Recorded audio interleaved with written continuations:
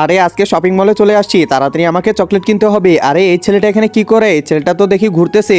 এই তো পেয়ে গেছি চকলেট, এখানে তো অনেক প্রকার চকলেট। আরে ছেলেটা দেখি চকলেট দেখতেছে, এর মানে বুঝতে পারছি ছেলেটাকে চকলেট দিয়ে ভুলাই ভালাই আনতে লাগবে। এই তো আমি চলে গেলাম, প্রথমে এখান থেকে একটা চকলেট নিয়ে নি। এই যে বাবু, তুমি চকলেট খাবা নাকি? এই যে নাও চকলেট। না থাক আঙ্কেল, লাগবে না। আরে নাও, সমস্যা নেই। আচ্ছা আঙ্কেল ঠিক আছে, নিতেছি। এই যে নিয়ে নিলাম। আচ্ছা ঠিক আছে বাবু, এখানে আরেকটা চকলেট আছে, এটা নিবা নাকি? হ্যাঁ আঙ্কেল অবশ্যই নিব, কেন নিব না? তাহলে আমার পিছু পিছু আসো।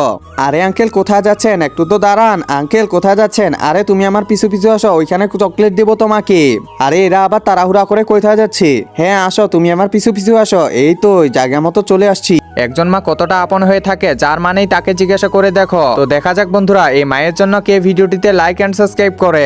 আর যারা মাকে ভালোবাসো না, তারা ভিডিওটি থেকে দূরে থাকো।